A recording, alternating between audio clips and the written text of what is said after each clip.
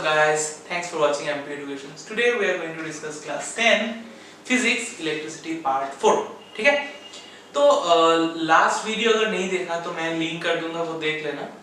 लेकिन last video में मैंने क्या बोला था, I think I have discussed about resistance. ठीक है ना, रेजिस्टेंस क्या होता है and all.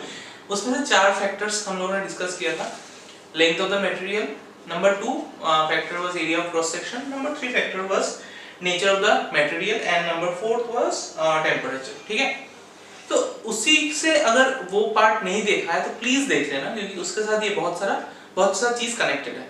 Now before going to the next part, let me tell you, तुम्हारा सपोज जो हम लोगों ने किया था, वी हैव, देखो लेंथ, अगर कोई एक कंडक्टर का आर मान लो पकड़ लिया तुमने, ठीक है, तो हम लोगों को पता क्या है कि resistance R is directly proportional to length, जो हम लोगों ने फर्स्ट फैक्टर से निकाला था. जितना लंबा वायर होगा उतना ज्यादा उसका रेजिस्टेंस होगा, और जितना छोटा वायर होगा उसका कम उसका रेजिस्टेंस होगा. ठीक है, so this is the first factor. So इसको अगर इक्वेशन 1 मान लेते हो, एंड और क्या पढ़ा था हम लोगों ने, resistance is inversely proportional to area. मतलब जितना एरिया बढ़ेगा उतना ही रेजिस्टेंस घटेगा. एरिया ऑफ क्रॉस सेक्शन, मान लो ये क्या है, पतला है, और इससे अगर मोटा कोई चीज हम लेता है तो if it is this much thicker than more electrons can flow. तो बोलेंगे वहां पे कि इलेक्ट्रॉन ज्यादा फ्लो मतलब करंट ज्यादा होगा. ठीक है ना, तो वो इनवर्सली प्रोपोर्शनल है. ये है तुम्हारा equation 2.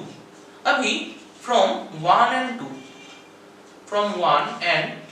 2 what we can write, R is directly proportional to L by A. लिख सकते हैं ना, R को R ही रखा, दोनों ही क्या है, लेंथ ऊपर है और एरिया ऑफ क्रॉस सेक्शन नीचे है. So we can combine the formula in this way. Now देखो,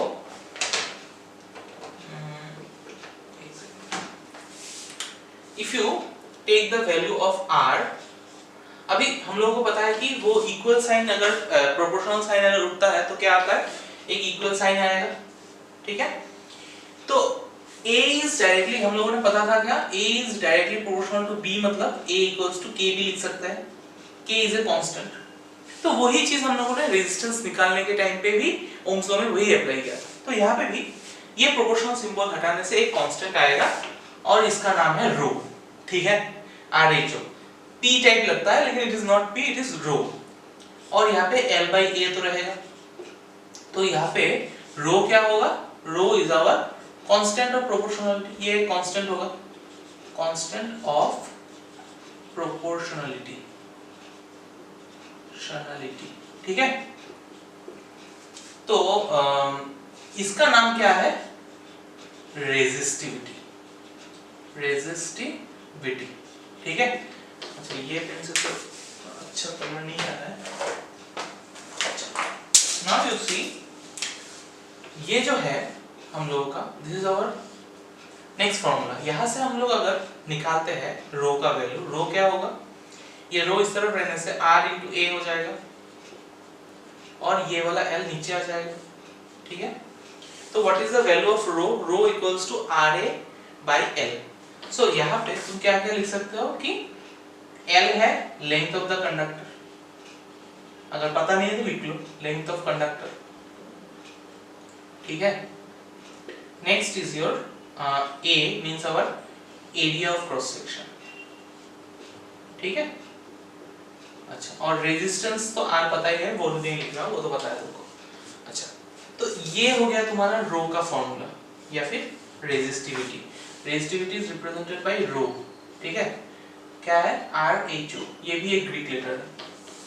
तो देखो, हम लोगों को एक चीज समझना है कि ना व्हाट इज रेजिस्टिविटी. जैसे तुमने रेजिस्टेंस को विजुअलाइज कर लिया, अभी रेजिस्टिविटी को सोचो. Suppose I have given you 2 wires. ठीक है, मतलब मैंने अगर पूछा कि between silver and copper, silver और कॉपर कौन सा ज्यादा अच्छा कंडक्टर है, we know of course silver is a good conductor, right. तो बोलेंगे कि हाँ सिल्वर गुड कंडक्टर है. लेकिन अगर मैं बोलूं सिल्वर वायर का लेंथ इतना सा है, ठीक है, सिल्वर वायर का लेंथ इतना सा है, ये लंबा है, ठीक है, ये थिन है और लंबा है। और एक कॉपर वायर है, कॉपर वायर ऐसा है, ये मोटा है थिकनेस और छोटा भी है। तो हम लोगों को पहला क्लास से नॉलेज आ गया था कि अगर लेंथ बड़ा होगा तो रेजिस्टेंस क्या होगा, बढ़ेगा। लेंथ बड़ा है मतलब रेजिस्टेंस बढ़ेगा, और थिकनेस अगर छोटा है तब भी रेजिस्टेंस बढ़ेगा, मतलब इसका हाई रेजिस्टेंस होगा। और कॉपर वायर क्या है, मोटा है और छोटा है। मोटा है means it's thickness is more, so thickness अगर ज्यादा होता है तो रेजिस्टेंस क्या होगा, घटेगा, मतलब इसका रेजिस्टेंस कम हो गया। और लेंथ भी इससे तो ये छोटा ही है, तो अगर लेंथ छोटा है तो क्या बोलेंगे, रेजिस्टेंस कम है। तो in both the cases what we can see कि जब तुम अलग-अलग मेजरमेंट का वायर लोगे तो उसके हिसाब से एक गुड कंडक्टर भी तुम एक बैड कंडक्टर भी तुम बोल सकते हो कि better than silver, nature of the material को अगर छोड़ दो। हाँ कि नहीं, मतलब if I ask you which is a good conductor, silver or copper, you should ask me the next question, sir अभी आप लेंथ और थिकनेस बताइए, नहीं तो हम बोल नहीं पाएंगे। Is it correct? Yes, of course. तुम अगर लेंथ मैं अगर नहीं बोलूं तो तुम बोलते क्या, silver is a good conductor, copper is not, it is not that good, मतलब सिल्वर के नीचे आता है कॉपर। लेकिन मैंने क्या किया, मैंने कंडीशन चेंज कर दिया, मैंने सिचुएशन चेंज कर दिया। क्या किया था, अभी मैंने चिकना और लंबा वायर ले लिया जिसमें हाई रेजिस्टेंस होता है, और कॉपर का ये छोटा सा वायर लिया और मोटा वायर ले लिया। अभी तुम देख के बताओ डायग्राम से किसका रेजिस्टेंस ज्यादा होगा। ऑफ कोर्स सिल्वर का रेजिस्टेंस ज्यादा होगा और इसका रेजिस्टेंस कम होगा, ठीक है। मतलब तुम्हें कुछ एक क्वांटिटी चाहिए जिससे हम लोग डिफाइन कर सकते हैं कि which is a good conductor, ठीक है। So that quantity is nothing but the resistivity. तुम्हें अगर पूछूं कि रेजिस्टिविटी मतलब क्या है, कोई एक मटेरियल का रेजिस्टिविटी ना लेंथ के ऊपर डिपेंड करेगा ना एरिया ऑफ क्रॉस सेक्शन के ऊपर डिपेंड करेगा, it only depends on the nature of the material, ठीक है। अगर मैं बोलूं कि दोनों में से रेजिस्टेंस किसका ज्यादा है तो तुम बोल नहीं पाओगे, because you do not know the length of the wire and the area of cross section of the wire. But if I ask you what is the which one has more resistivity, तो resistivity मतलब समझ में आ रहा है ना क्या है, एक टर्म है जिसको इंट्रोड्यूस किया why, to identify which is a good conductor. जिसका रेजिस्टिविटी ज्यादा होगा वो उसमें से इलेक्ट्रॉन कम पास होगा, मतलब that is a poor conductor या फिर बैड कंडक्टर। और जिसका रेजिस्टिविटी कम होगा, जिसका रेजिस्टिविटी कम होगा दैट मींस उसमें से इलेक्ट्रॉन ज्यादा पास करेगा, मतलब करंट ज्यादा पास करेगा और वो गुड कंडक्टर कहलाएगा। Then we do not have to think whether the wire is longer और शॉर्टर, थिकर और थिनर, ये सोचने का जरूरत नहीं है, ठीक है ना। तो इन दोनों में से अगर रेजिस्टिविटी पूछे किसका ज्यादा है, then you will ask me what, sir what is the length and area of cross section, fine. जब मैं पूछूं कि among silver and copper which has a more resistivity, तब तुम डायरेक्टली बोल सकते हो कि copper has more resistivity. Since silver has less resistivity तो इसमें करंट अच्छे से पास करेगा, तो ये गुड कंडक्टर कहलाएगा, और ये नॉट सो गुड कंडक्टर, मतलब सिल्वर के नीचे आएगा। समझ में आया क्या है रेजिस्टिविटी। तो रेजिस्टिविटी देखो इसका डेफिनेशन तो प्रॉपर दिया है कि नहीं, रुको देख लेता हूँ। The resistivity of substance, resistivity तो ऐसा दिया नहीं है, रुको, also known as specific resistance। हाँ, तो रेजिस्टिविटी को हम लोग क्या बोलते हैं, स्पेसिफिक रेजिस्टेंस भी बोलते हैं, क्योंकि देखो रेजिस्टिविटी ने हम लोगों ने कैसे डिफाइन किया चीज को, एरिया ऑफ क्रॉस सेक्शन और लेंथ ये दोनों ही है, मतलब ये जब रेजिस्टिविटी बोलोगे तब सब कुछ यूनिफॉर्म हो जाएगा। मतलब रेजिस्टिविटी, दो मटेरियल का रेजिस्टिविटी क्या है, तो उसका automatic area of cross section कितना होगा, इसका area of cross section a होना पड़ेगा, और लेंथ कितना होगा, l होना पड़ेगा, तभी तुम रेजिस्टिविटी निकाल पाओगे ना। समझ में आ रहा है। रेजिस्टेंस बोलने से रेजिस्टेंस इज डायरेक्ट किसके ऊपर, रेजिस्टेंस का फॉर्मूला क्या था, resistance equal to V by I, वो पोटेंशियल डिफरेंस और करंट के ऊपर ही डिपेंड करेगा, बट रेजिस्टिविटी वो सब के ऊपर नहीं डिपेंड करेगा ना। If you know the area, if you know the length of the conductor, then you can easily find out the resistivity, ठीक है। मतलब दो मटेरियल का अगर रेजिस्टिविटी में पूछूं तो indirectly what I am saying कि दो मटेरियल का अगर मैं पूछूं कि सिल्वर और कॉपर किसका रेजिस्टिविटी ज्यादा है, तो तुम्हें ऑटोमेटिक वो चीज समझ में आ जाना चाहिए कि रेजिस्टिविटी पूछा मतलब सब दोनों का ही एरिया कितना होना पड़ेगा, सेम होना पड़ेगा, ए होना पड़ेगा। इसका अगर एरिया ए है तो इसका भी ए ही होना पड़ेगा। And length of conductor L होने से इसका भी लेंथ कितना होना पड़ेगा, एल ही होना पड़ेगा। ये अगर एल था तो इसका भी एल ही होना पड़ेगा, ठीक है। रेजिस्टिविटी कैसे तुम समझोगे, what is resistive, how resistance is different from resistivity. Resistance क्या है, पोटेंशियल डिफरेंस और करंट के ऊपर डिपेंड करता है। बट रेजिस्टिविटी क्या है, वो एक क्वांटिटी है जिससे हम लोग बोल सकते हैं कि which is a good conductor, which is a bad conductor. मतलब रेजिस्टिविटी जिसका ज्यादा होगा that is a poor conductor, resistivity जिसका कम होगा उसको बोल सकते हैं गुड कंडक्टर। मतलब अल्टीमेटली क्या है, तुम रेजिस्टिविटी क्यों किसके ऊपर डिपेंड, मतलब it does not depend on the area and length, क्योंकि जब रेजिस्टिविटी बोलूंगा तब तुमको दिमाग में सेट कर लेना है कि मैंने क्या बोला, उसका एरिया ए होना पड़ेगा और लेंथ एल होना पड़ेगा, ठीक है, दोनों मटेरियल का ही, मतलब स्पेसिफिक रेजिस्टेंस, ठीक है। So that is why the resistivity is also termed as specific resistance, ठीक है। तो देखो इसका अगर ऐसा यूनिट निकालूं, देखो ऐसा यूनिट रेजिस्टेंस का क्या है, ओम, एरिया का क्या होता है, मीटर स्क्वायर, बाय लेंथ का क्या होता है, मीटर। तो 1 मीटर और 1 मीटर स्क्वायर का घटाघटी चला गया तो रहेगा क्या, ओम मीटर, ठीक है, OHM ohm metre. This is the SI unit of what, resistivity. समझ में आया रेजिस्टिविटी क्या है। तो याद रखना दो चीज नोट कर लो, क्या, रेजिस्टिविटी, रेजिस्टिविटी रो, रो लिखा, rho does not depend on length of the conductor and area of cross section, number 1 point। and क्या लिखोगे, number 2, resistivity depends on क्या क्या, देखो फैक्टर्स जो 4 था ना रेजिस्टेंस का, उसमें से पहला 2 को हटा दो तो बाकी 2 क्या बचा, nature of the material, of course ये डिपेंड करेगा नेचर ऑफ, तो ऑफ कोर्स क्या होगा, rho depends on nature of the material, क्योंकि रेजिस्टिविटी कौन सा मटेरियल का, गोल्ड सिल्वर, उसके ऊपर डिपेंड करेगा, और क्या है, टेम्परेचर, ये दोनों फैक्टर के ऊपर रेजिस्टिविटी डिपेंड करेगा, ठीक है। रेजिस्टेंस का फैक्टर 4 है, रेजिस्टिविटी का 2 है, पहला 2 को हटा दो क्योंकि ये लेंथ और एरिया के ऊपर डिपेंड नहीं करेगा, ठीक है। So page number 23 you will get A picture, picture means एक डायग्राम है, डायग्राम नहीं सॉरी, एक टेबल है, वहां पे देखो कंडक्टर का कुछ नाम दिया है, उसमें से रेजिस्टिविटी देखो दिया है, resistivity 10 to the power minus में है, 10 टू द पावर नेगेटिव मतलब क्या है, वो बहुत छोटा है, तो रेजिस्टिविटी कम है ना उसका, मतलब क्या है, दे आर गुड कंडक्टर्स, ठीक है ना। देखो 10 टू द पावर -8 है, 10 टू द पावर -6 है, सब का, ठीक है।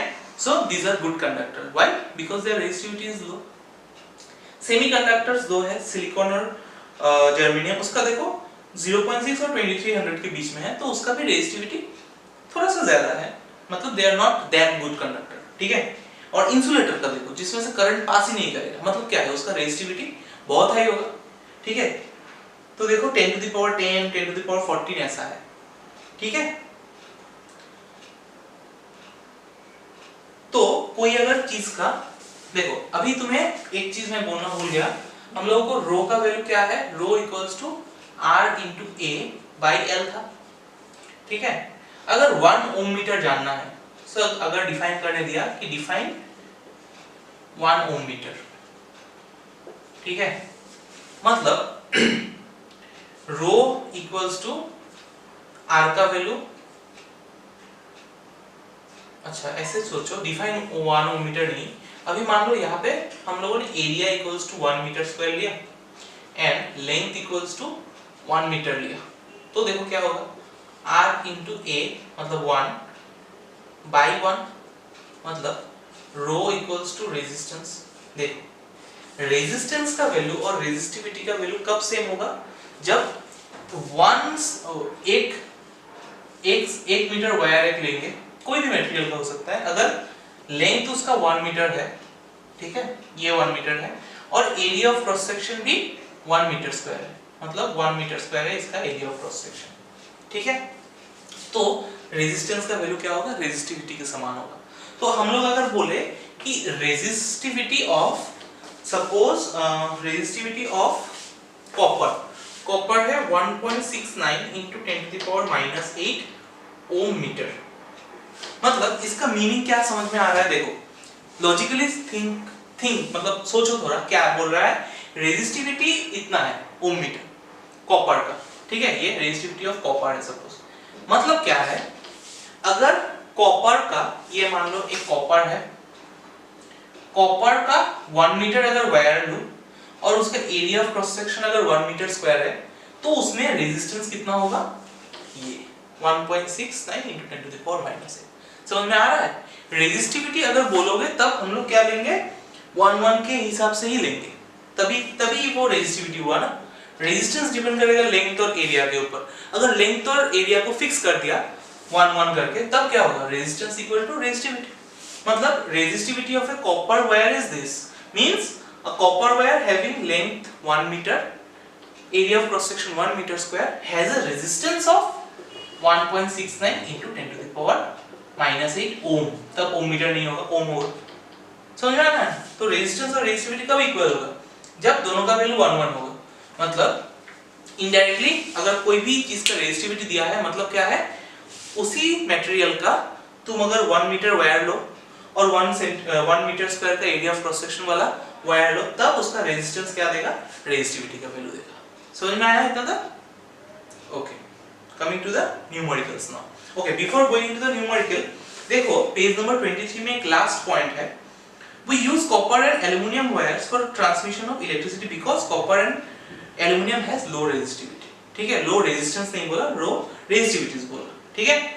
So the resistivities of all alloys are much more higher than there are those of pure metals। देखो चार्ट में पहला वाला पार्ट के नीचे 9 के बाद एलॉयज है। एलॉयज में देखो उसका रेजिस्टिविटी का वैल्यू थोड़ा हाई है।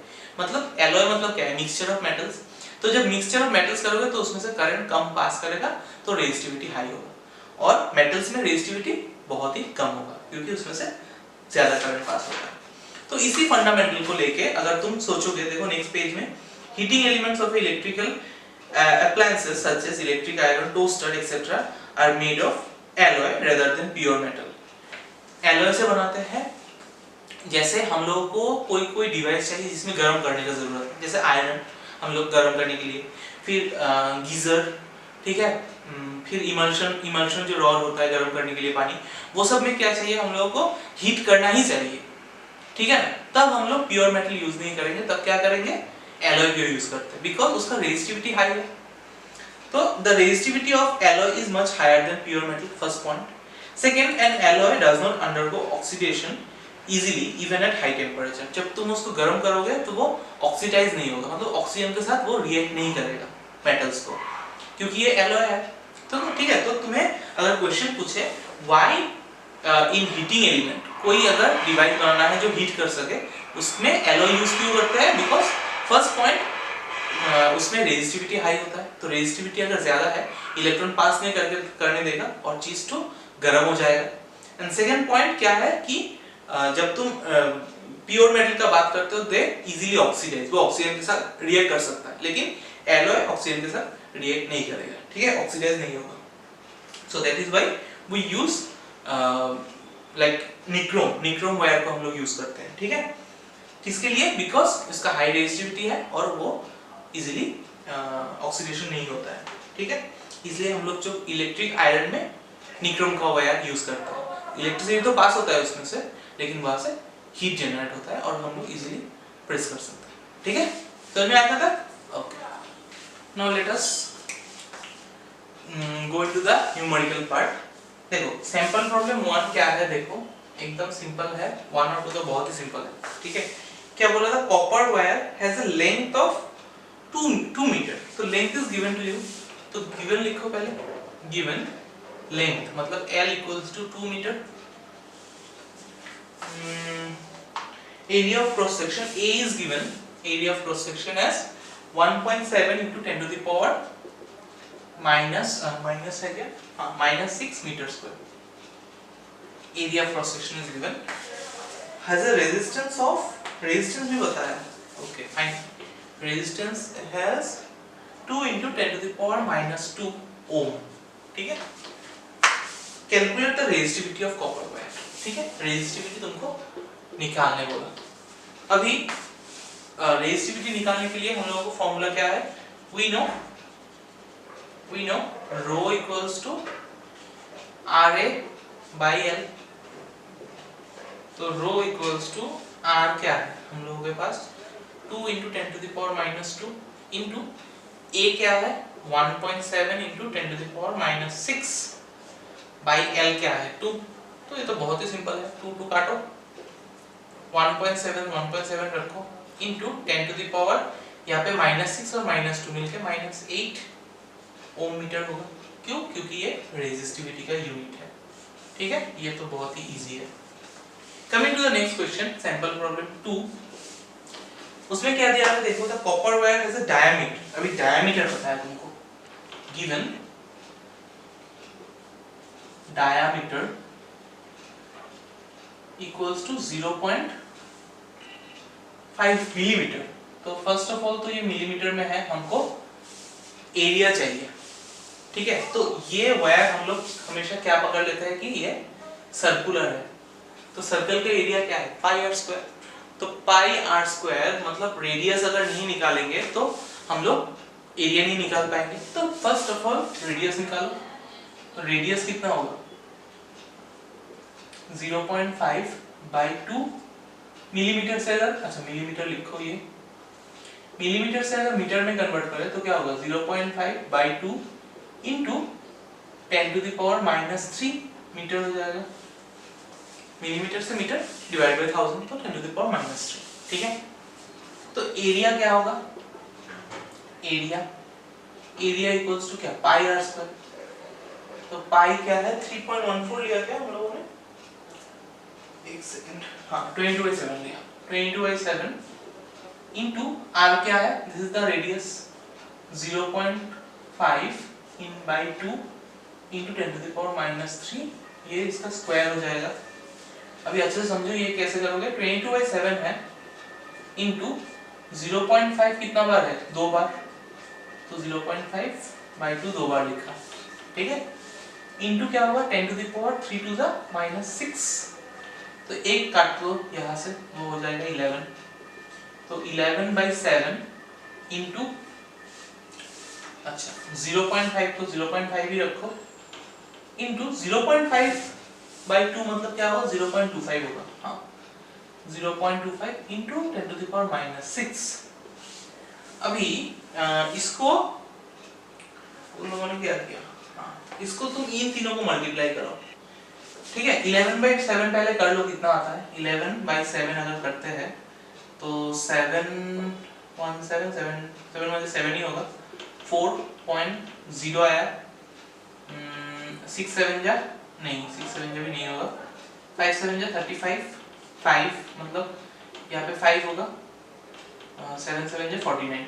ठीक है, तो 1.57 into 0.5 into 0.25 into 10 to the power -6, ये क्या हो जाएगा मीटर स्क्वायर में हो जाएगा। तो ये तीन अगर मल्टीप्लाई करोगे तो मैं यहाँ पे देख लेता हूँ कितना आएगा 0.1964 into 10 to the power -6 metre square. ठीक है, तो एरिया पता चल गया, डायमीटर पता है, वहां से रेडियस निकाला, फिर उससे एरिया निकाला। तो एरिया अगर पता है तो वहां से रो निकालने बोला ना। अच्छा रो भी गिवन है, रेजिस्टिविटी है 1.6 into 10 to the power -8 ohm metre, resistivity पता है तुमको। What is the length of the wire required for resistance of 10 ohm. तो रेजिस्टेंस कितना है 10 ओम पता है हम लोगों को, वहां से क्या निकालने दिया लेंथ ऑफ द वायर, माने L equals to question mark. ठीक है, तो यहां से मैं स्ट्रेट फॉरवर्ड डायरेक्ट यहां पे पुट करने से क्या आएगा, यहां से यहां पे आ रहा है तो L निकालना है, तो L इक्वल्स टू, L को इस तरफ लेके जाओ, रो को नीचे लेके आओ, तो RA बाई रो। तो R क्या है 0. अच्छा R कहाँ है, 10 into area of cross section क्या निकाला 0.1964 into 10 to the power -6 by rho कितना है 1.6 इंटू 10 टू द पावर -8। ठीक है, तो हमेशा क्या करोगे, ऐसा होने से पॉइंट्स को एक तरफ लेके आओ और इसको एक तरफ लेके जाओ, तो तुम्हारा कैलकुलेशन इजी होगा। तो ये 10 अगर इसमें चला गया तो क्या होगा 0.1964 इंटू 10 टू द पावर ये हो जाएगा -5 -6 और यहाँ का +1 तो -5 और नीचे जो 10 टू द पावर -8 है तो ऊपर जाने से वो क्या होगा +8 और नीचे 1.6 है।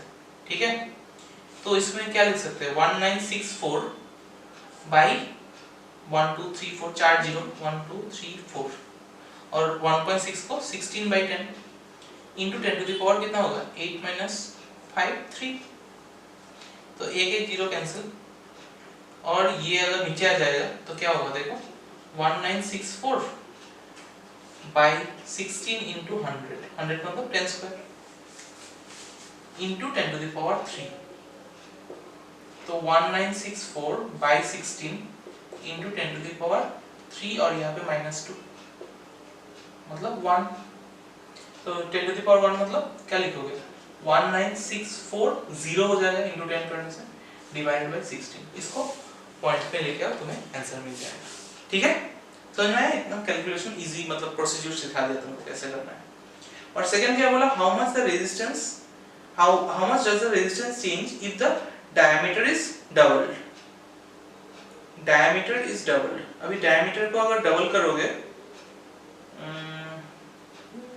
diameter को डबल करोगे मतलब ये into 2 कर देना नेक्स्ट पार्ट में तो इसके हिसाब से रेडियस चेंज हो जाएगा एरिया चेंज हो जाएगा वहां से तुम डायरेक्टली रेजिस्टेंस निकाल पाओगे। ठीक है, रेजिस्टेंस कितना चेंज होगा तो रेजिस्टेंस अभी देखो नेक्स्ट टाइम पे लेंथ ये लेना। ठीक है, लेंथ ये लेना रेडियस डायमीटर डबल करके रेडियस निकालना फिर एरिया निकालना। ठीक है, फिर इसी फार्मूला में L को ये वाला वैल्यू पुट कर देना A का वैल्यू यहाँ से निकल जाएगा और रेजिस्टिविटी तो सेम ही रहेगा तो ये तीनों सेम है तो वहां से रेजिस्टेंस निकालना। ठीक है, समझ में आया क्वेश्चन नंबर 2? नंबर 3 देखो sample problem 3 and this is the most important one. ठीक है, अच्छे समझो क्या बोला A 6 ohm resistance wire is doubled up by folding। ठीक है, एक 6 ohm resistance का वायर है उसको क्या किया डबल किया बाय फोल्डिंग मतलब देखो मैं लेके भी आया ये एक वायर है। ठीक है, इसका मान लो ये 6 ohm है इसको डबल अप किया डबल अप मतलब ऐसे फोल्ड करके ये एक ही वायर बना दिया। ठीक है, तो मान लो इसका लेंथ था L तो इसको जब फोल्डिंग किया तो ये है बिफोर फोल्डिंग ठीक है, और आफ्टर फोल्डिंग क्या होगा देखने में ये आफ्टर फोल्डिंग तो ये छोटा हो जाएगा ना ये बड़ा वाला था पहले इसको फोल्ड करने से क्या होगा वो छोटा हो जाएगा तो लेंथ अगर इसका L था तो ये क्या हो जाएगा L/2 हो जाएगा।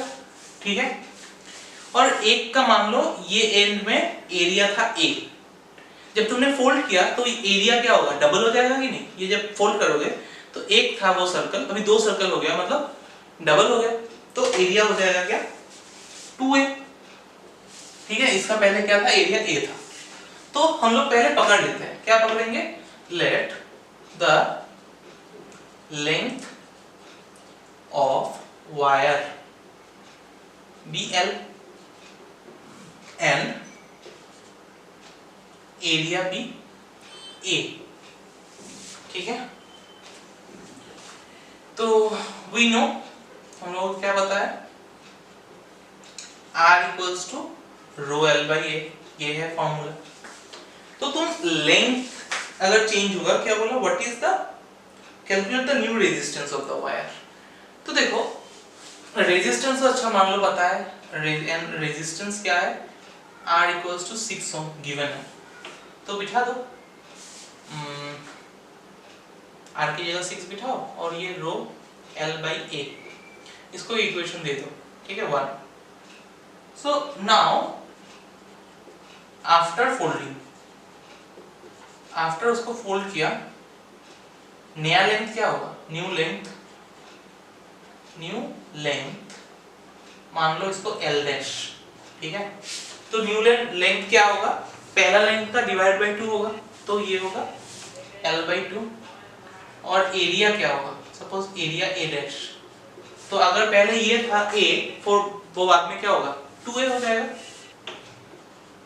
ठीक है, और रेजिस्टिविटी तो मेटल्स के लेंथ के ऊपर डिपेंड नहीं करता, मैंने अभी बोला। तो दोनों केस में ही रेजिस्टिविटी क्या होगा, आर ही रो ही रहेगा, ठीक है। तो नाउ हम लोग को क्या पता है, we know resistance R dash, new resistance है ये R dash equal to rho L dash by A dash. अभी रो डैश क्यों नहीं होगा, क्योंकि दोनों केस में रेजिस्टिविटी क्या होगा, एक ही वायर है, एक ही मटेरियल का बना है, तो क्या रेजिस्टिविटी सेम होगा।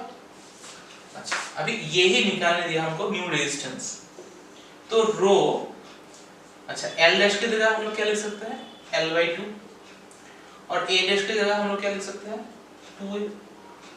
तो रो तो है यहाँ पे, तो एल, और ये नीचे 2 आने से क्या होगा, 4a, ठीक है। तो अभी मान लो ये 4 को 1/4 हिसाब से बाहर निकाल दिया, तो रहेगा क्या ब्रैकेट के अंदर, रो एल बाई ए। तो रो एल बाई ए क्या है हम लोगों का, 6 था, तो ये होगा 1/4 इंटू 6, कहां से आया, फ्रॉम 1, तो ये काटो 2 टू द 4, 2 3 द 6, तो 3/2 मतलब 1.5 ओम। तो नया रेजिस्टेंस R डैश, तो therefore R dash equals to 1.5 ohm. समझ में आया, ये थोड़ा इंपॉर्टेंस आम है, ऐसा टाइप का आने का चांसेस है, तो ये स्टार मार्क करके रखो इसको, ठीक है। समझ में आया तक, अच्छा नोट डाउन कर लो।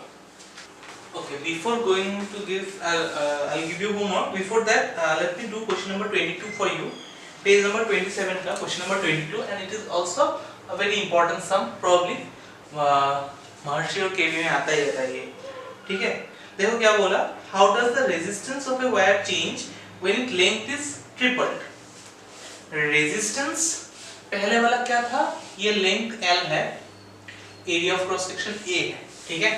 अभी क्या बोला, लेंथ इज ट्रिपल, लेंथ मतलब ये लंबा हो गया, तो ये 3L हो गया, ठीक है।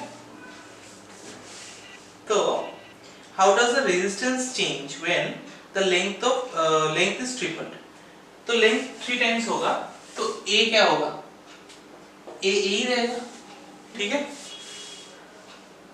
अच्छा, तो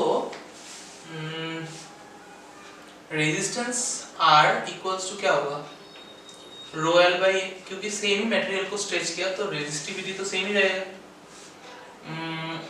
तो इसको, अच्छा ये तो ठीक है, ये इक्वेशन 1 मान लो। अभी आफ्टर मतलब न्यू लेंथ एल डैश क्या हो जाएगा, 3L हो जाएगा।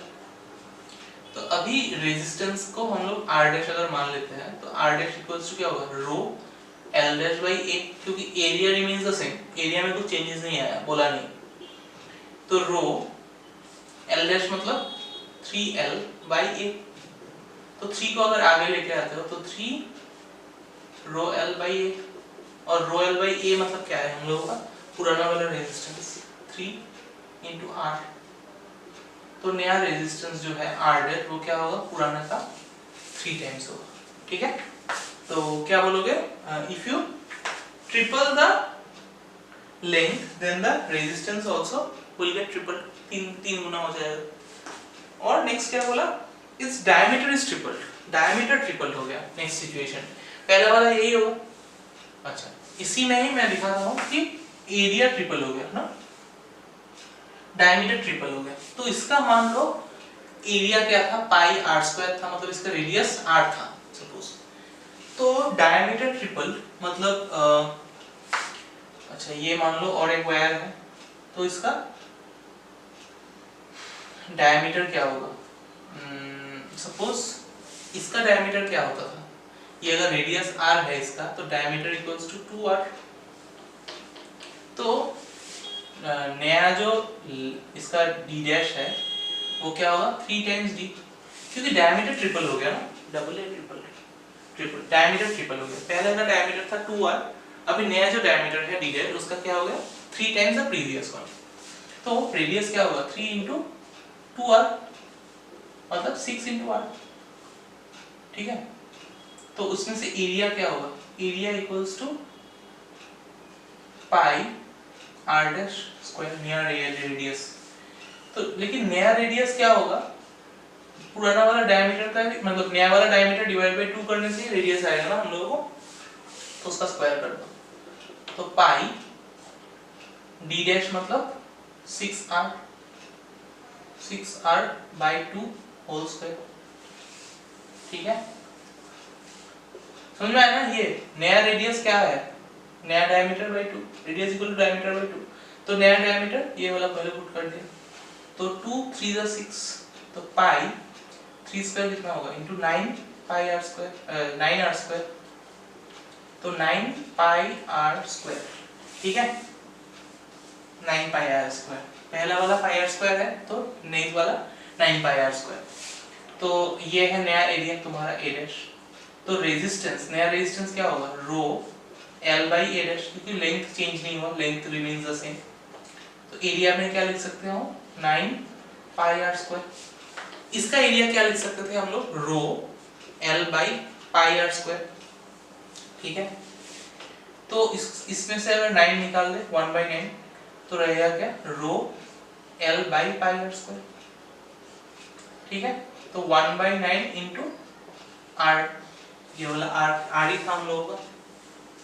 तो नया रेजिस्टेंस क्या होगा, पुराना वाला का 1 बाई 9 टाइम्स होगा, तो r dash equals to r by 9। ठीक है, ठीक है। नेक्स्ट क्या बोला, its material is change to one whose resistivity is 3 times. अभी रेजिस्टिविटी चेंज हो गया, अभी मटेरियल को ही चेंज कर दिया। लेंथ और एरिया फिक्स है, length is fixed in both the cases, area is fixed. अभी इसका रेजिस्टिविटी रो है, तो इसका रेजिस्टिविटी क्या होगा, r डैश इक्वल्स टू पुराना वाला जो था उसका 3 टाइम्स, मतलब 3 रो होगा, 3 पुराना टाइम्स। ठीक है, ये है नया रेजिस्टिविटी। तो इसका तो यही होगा, मैं फिर से नहीं लिख रहा हूँ। तो इसके लिए क्या लिखेंगे, r dash equals to rho dash L by a, क्योंकि L और A चेंज नहीं हुआ, तो रो डैश क्या लिखेंगे, 3 into rho L by a। तो 3 into rho L by a मतलब क्या है, फिर से r है। तो नया रेजिस्टेंस क्या होगा, पुराना वाला रेजिस्टेंस का 3 times. Okay, this is a important question. ठीक है, pause the video to note it down. Okay, ये मैंने भूल लिखा है, ये 22 होगा, 27 नहीं होगा। ठीक है, मार्क इट एज इंपॉर्टेंट सम। अभी होमवर्क देखो, होमवर्क क्या रहेगा, question page number 26, page number में से 14B, 15B, 16B, ठीक है, 19B,